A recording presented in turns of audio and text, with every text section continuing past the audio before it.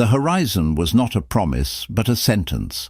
When the 11 ships of the First Fleet crested the waves of the Pacific in 1788, they carried more than just supplies and soldiers. They carried the human refuse of an empire that had run out of space for its poor. As the anchors dropped into the silt of Botany Bay, the realization dawned upon those in the damp holds that the vast, sun-drenched continent before them was not a land of opportunity, but a sprawling, roofless cage. For the thousands of men and women packed into the timber bowels of those vessels, the world had effectively ended.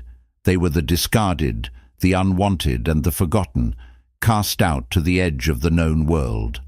Among them stood the universal convict, a symbolic figure whose identity had been stripped away long before his feet touched the Australian sand. He was no longer a father, a blacksmith, or a son. He was a ledger entry, a liability, and a body to be broken for the glory of a distant king. The air in the early colony was thick with the scent of salt and the metallic tang of fear. Survival was the only currency that mattered, and it was a currency in short supply. As the British flag was raised, the landscape itself seemed to conspire against the newcomers. The earth was hard, the heat was unrelenting, and the trees were alien. The universal convict looked out at the impenetrable bush and realized that the ocean was his most formidable jailer. There were no stone walls yet, but there was nowhere to run. To step into the interior was to embrace a slow death by thirst or isolation. Back at the settlement, the authority of the empire was absolute, enforced by the whistling snap of the cat-o'-nine tails. This whip, with its 9 knotted thongs of cord, was designed to do more than inflict pain. It was designed to flay the spirit. Each strike was a reminder that in this new world, a man's life was worth less than the grain he failed to harvest. Before we continue this journey into the shadows of history, subscribe to the channel and tell us in the comments where you are watching from. The story of these survivors is a global one, and your support helps us uncover these hidden truths. The dehumanization process was swift and clinical. The system did not care for the nuances of a man's crime, whether he had stolen a loaf of bread to feed a starving child or committed a more desperate act of rebellion against a crushing social order.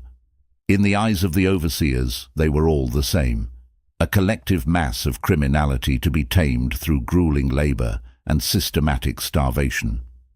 The first primitive log jails were erected, cramped and suffocating structures where the darkness was so absolute it felt like a physical weight against the skin. Here, the transition from person to prisoner was finalized.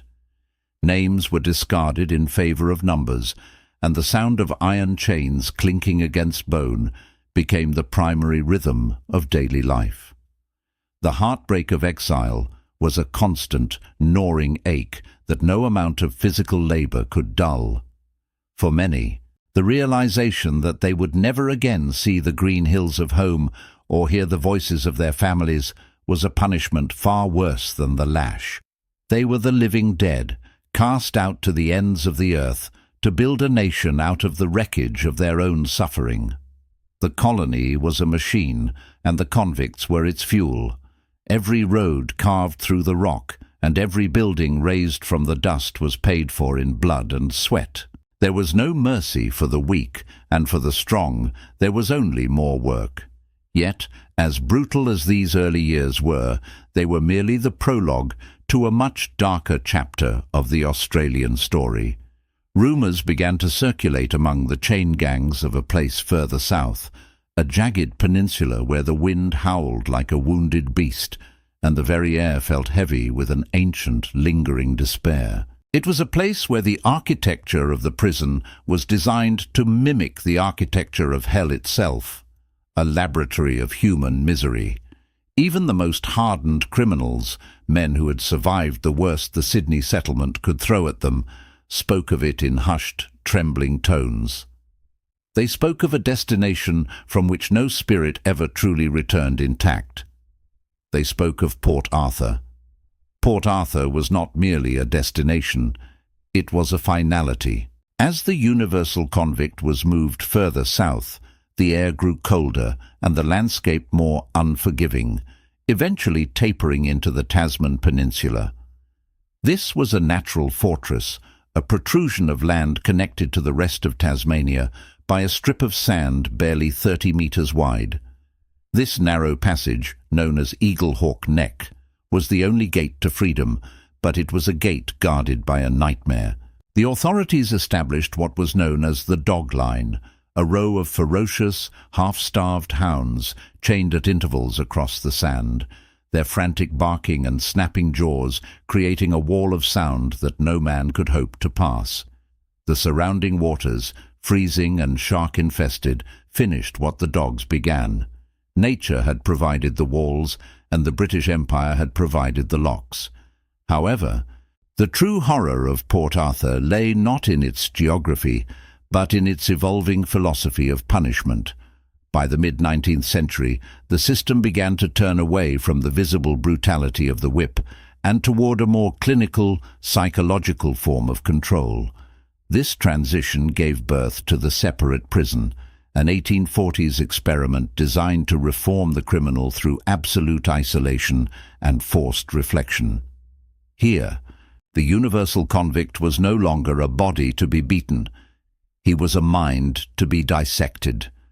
The architecture was designed to enforce a silence so profound it felt like a physical weight. Within these walls, prisoners were forbidden from speaking. When they were moved from their cells to the chapel or the exercise yards, they were forced to wear silent masks, heavy hoods of coarse cloth with only narrow slits for eyes. They moved through the corridors like hooded spectres, denied the basic human comfort of a recognized face or a whispered word. The separate prison was intended to be a model prison, a place where the soul would be forced to confront its own guilt in the absence of all distraction. But the human mind was not built for such deprivation.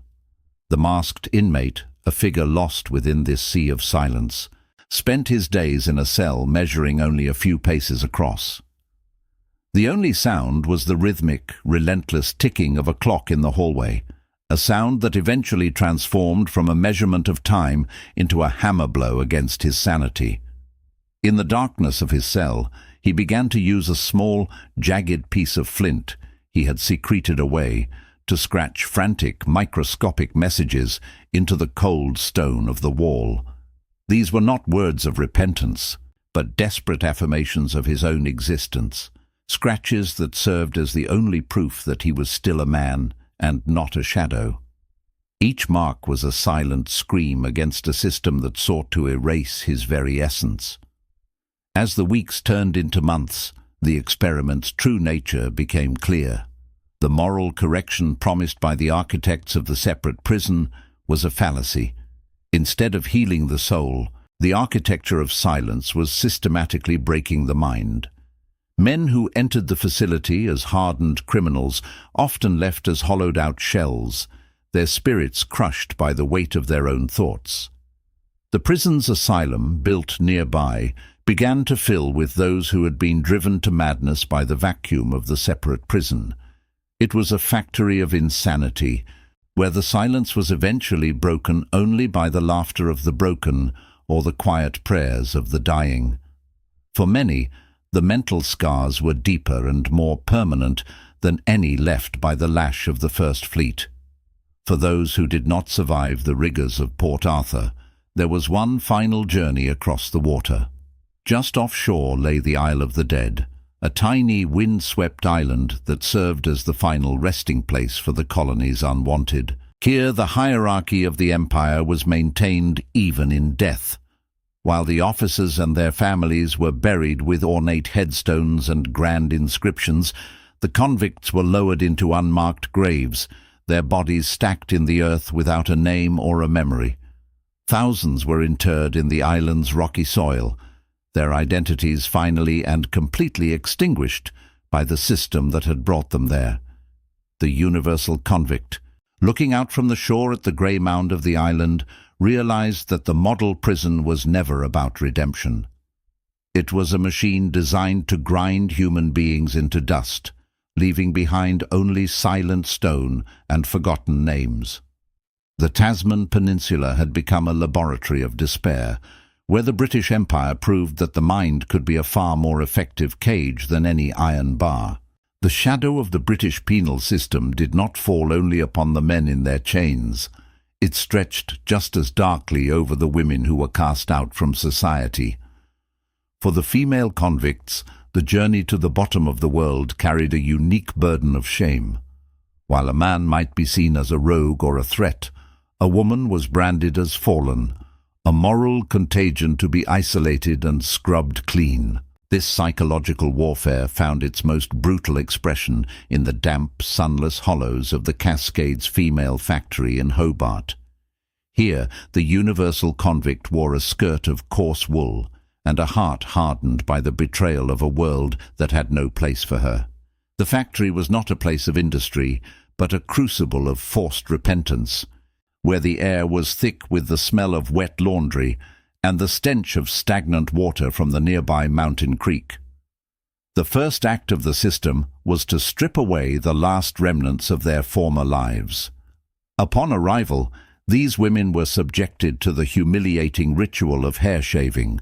Their locks, perhaps the only thing they still possessed that felt like their own, were shorn off by the heavy, indifferent blades of the overseers. It was a visual execution of their identity, turning them into uniform, hollowed-out shadows. The overseers, cold-eyed men and stern matrons who viewed their charges with a mixture of disgust and clinical pity, enforced a regime of back-breaking labor designed to purge the sin from their bodies. For hours on end, the women stood knee-deep in freezing water, scrubbing the linens of the wealthy settlers and the heavy uniforms of the very guards who tormented them. Their hands became raw and cracked, their spirits eroding with every rhythmic strike of the washboard against the stone. But the true cruelty of Cascades lay in the nursery, a place where life and death staged a constant struggle. For many of these women, their only reason to endure the misery was the small, fragile lives they carried in their arms. Yet, the factory was often a graveyard for the innocent. Disease, fueled by the pervasive damp and the suffocating overcrowding, swept through the nursery wings like a scythe. Mothers were forced to watch their infants wither away, helpless to provide anything but a cold embrace in a room where the stone walls wept with moisture. To the system, these children were merely the offspring of vice, burdens to be managed rather than souls to be saved. This shared grief, however, began to weave a different kind of thread through the prison.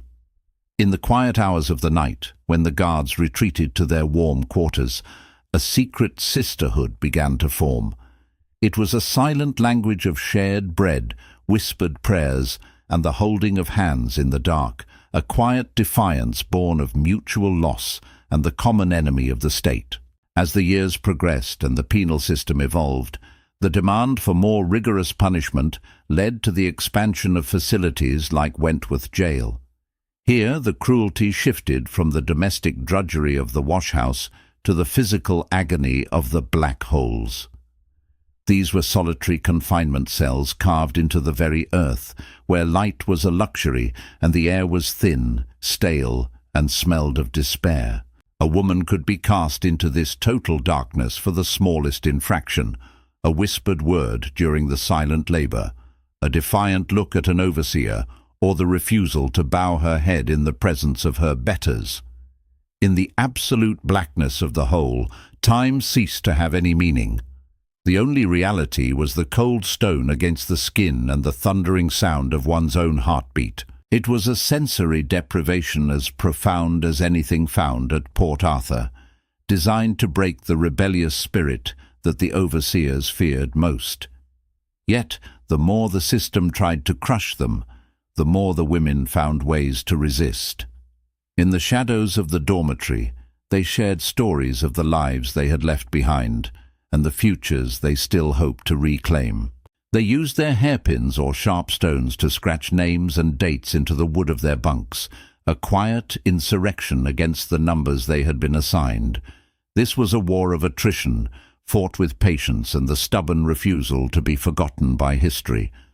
The Sisterhood became a fortress, a sacred space where the fallen were lifted up by those who understood that their only crime was survival in a world that had abandoned them. But as the mid-19th century approached, the atmosphere within the walls began to shift. The quiet grief of the mothers and the stoic endurance of the workers were being replaced by something sharper and more volatile. The overseers noticed it in the way the women held their heavy tools and the lingering cold stares that followed them across the yard. The moral correction was failing. Instead of breaking, the spirits of the women were forging into something dangerous. A rumor began to ripple through the laundry vats and the dark holes, a whispered promise that passed from lip to ear in the dead of night. It was a word that the authorities dreaded above all else, a word that spoke of an end to the silence. In the heart of the darkness, where the empire thought it had buried its shame, the first sparks of a massive uprising were beginning to glow, threatening to turn the factory of despair into a theatre of fire and reckoning.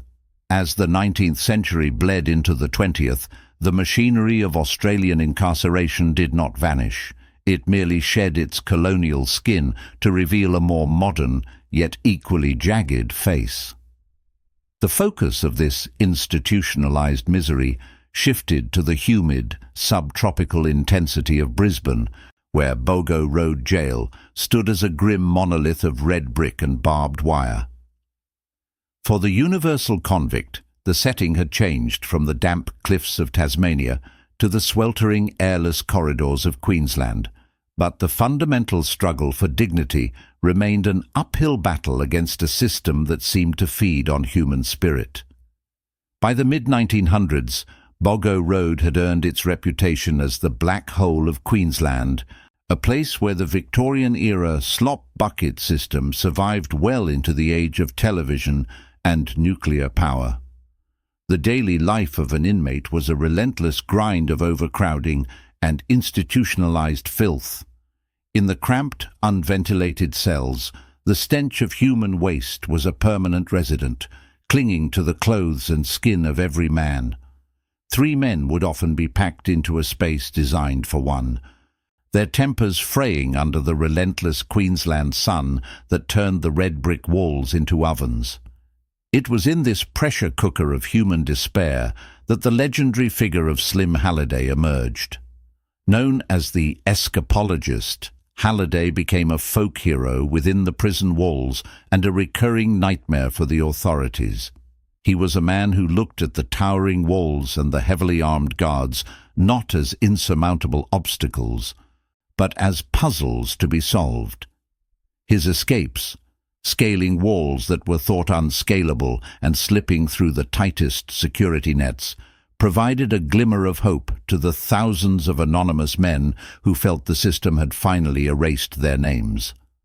Halliday's defiance was a reminder that while the empire could hold the body, it could never fully claim the ingenuity of a man determined to be free. Even when dragged back into the lightless black hole of solitary confinement, Halliday's reputation grew, becoming a symbol of the cracks within the fortress. However, for most, there was no escape over the walls, only a slow, simmering war within them.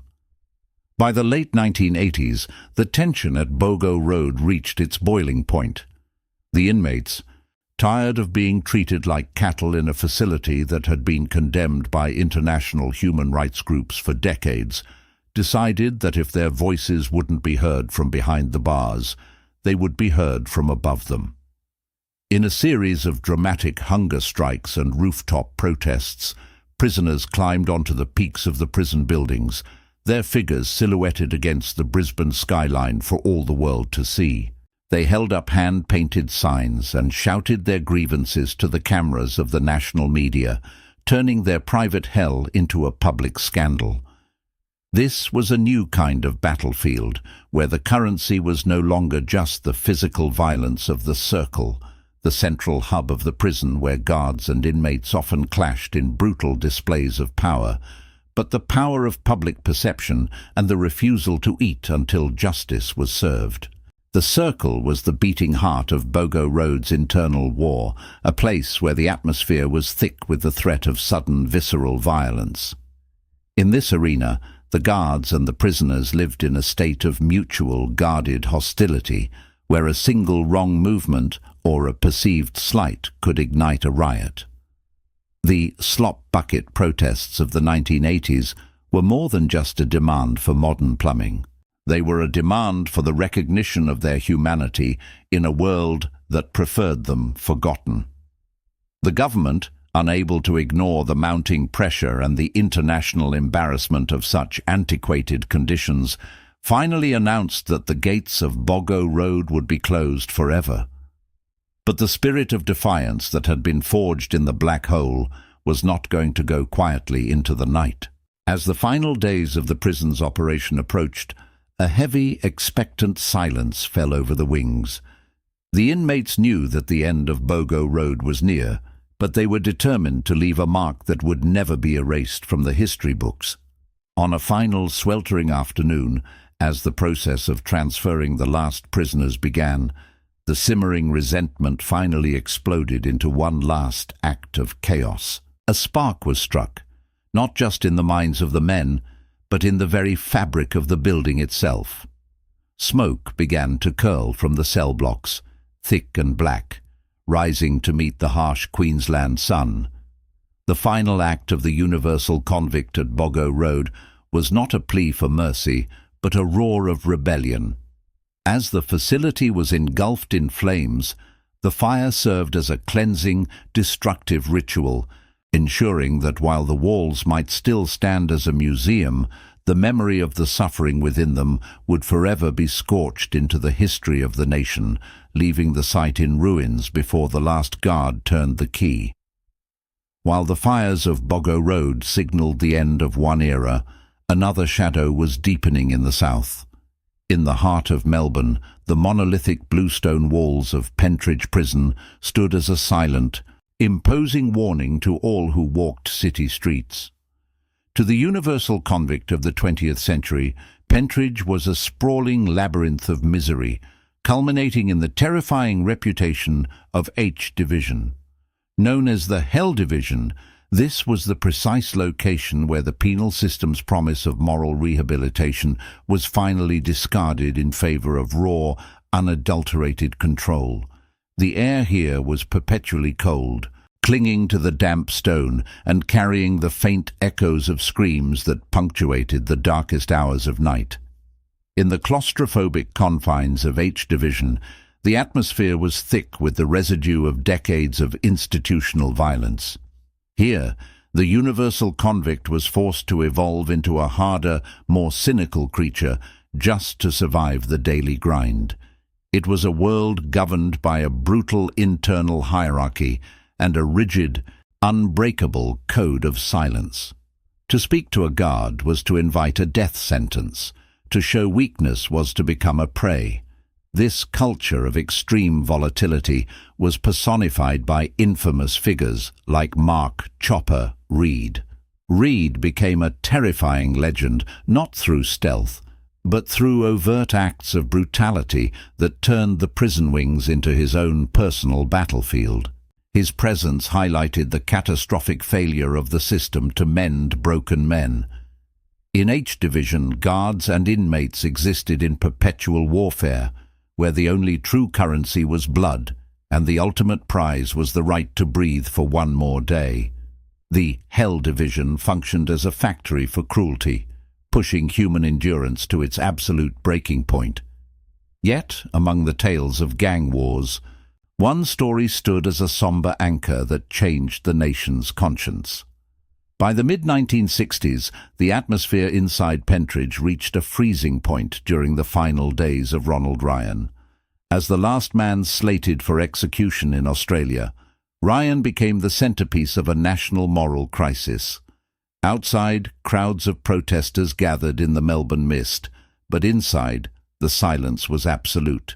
The psychological weight of the gallows didn't just press down on the condemned man. It crushed the spirits of the guards tasked with his supervision. The sounds of the gallows being tested, a heavy mechanical thud that vibrated through the floorboards, became a haunting rhythmic soundtrack. The guards, hardened by years of service, found themselves buckling under the gravity. When the trapdoor finally swung open in 1967, the definitive echo of the snap signalled the death of capital punishment in the Australian psyche. For the universal convict, Ryan's death was a stark reminder that the system's ultimate power was still the power to destroy life, despite the veneer of modern social progress. Even as the decades rolled on and the prison moved toward its inevitable decommissioning, Pentridge kept its most profound secrets buried deep within the bluestone. Years later, researchers discovered a hidden network of secret tunnels running beneath the wings. These subterranean passages, carved out in total darkness with makeshift tools, hinted at escapes and clandestine communications that the authorities never officially suspected. They were physical manifestations of the convicts' eternal desire for freedom, a testament to the fact that even in the most secure corner of H Division, the human spirit was always looking for a way out. These tunnels spoke of a history more complex than official reports suggested, leaving behind a legacy of unanswered questions and lingering shadows. The stones themselves seemed to hold the memories of those who had suffered within, refusing to let the past be fully erased. The atmosphere was heavy with the weight of unspoken stories, echoing long after the inmates had gone. As the heavy, rusted iron gates prepared to swing shut for the last time, the legacy of Pentridge remained etched into the land. The ghosts of H Division now prepared to reclaim the silence. The heavy, rusted iron gates of Australia's most notorious prisons did not just close on the men and women inside. They closed on an era of state-sanctioned brutality that defined a continent for over 2 centuries. As the keys turned for the final time at Pentridge, Boggo Road, and the ruins of Port Arthur, a profound and unsettling silence reclaimed the halls. These hellholes, once the violent epicenters of the British Empire's grand social experiment, were suddenly hollowed out, left to the wind and the damp. Yet the story did not end with the departure of the last inmate. The narrative shifted from the reality of incarceration to the heavy weight of remembrance. These sites were transformed into museums and tourist attractions, where the public could walk the corridors that once smelled of despair. The atmosphere within these stone walls remains undeniably heavy, as if the bluestone absorbed the screams of the tortured. Today, visitors take ghost tours through the separate prison at Port Arthur, their flashlights cutting through the thick darkness where the universal convict once wore a mask of silence to avoid the onset of madness. They stand in the cramped cells of the Cascades Female Factory, trying to imagine the grief of mothers separated from their infants by cold stone and iron bars. There is a lingering vibration in the air, a haunting reminder that while the bodies are long gone, the psychological trauma remains etched into the architecture. The rusted keys that once dictated every second of life are now merely cold artifacts behind glass cases, toothless and silent. At the Isle of the Dead, the grass grows thick over unmarked graves, hiding those the system tried so hard to erase. This transformation into heritage sites is a complex reckoning with a past Australia once tried to bury in silence. For generations, the convict stain was a source of social embarrassment, a secret hidden in family trees. But as the decades passed, the narrative underwent a radical evolution. The descendants of the universal convict began to look at their history with awe at the resilience of their ancestors. They realized that the modern Australian identity was not built by the aristocrats who signed the deportation orders, but by the survivors who endured the cat-o'-nine-tails, starvation, and the total isolation. These men and women, discarded by their homeland, turned a vast open-air prison into a flourishing nation. The trauma of the chains was forged into a spirit of egalitarianism and a stubborn survival instinct that now defines the national character. The final reckoning is a transition from a stolen land to a nation of survivors. It is a recognition that the penal system, in its attempt to break the spirit, created a new kind of humanity. The struggle against the system, against oppressive overseers and dehumanizing numbers, gave birth to a culture that values the fair go and deeply suspects authority. This is the legacy of Slim Halliday's defiance, the hunger strikes at Boggo Road, and the moral awakening triggered by the execution of Ronald Ryan at Pentridge. The dark history of these prisons serves as a permanent reminder of the strength required to remain human when every institution is designed to make you less than a person. As the sun sets over the Tasman Peninsula, the long shadows of Port Arthur stretch across the lawns. A single rusted cell door stands slightly ajar, its hinges frozen by salt, framing the turquoise ocean that once represented an impossible barrier to freedom. The water is calm now, no longer the boundary of a cage, but a gateway to a global future. Yet as the light fades, a question lingers in the cool air. Have we truly moved past the brutality of our ancestors, or have the shadows of the penal colony simply changed shape? The universal convict remains a ghost in the machine, a silent witness to the very fact that the price of the present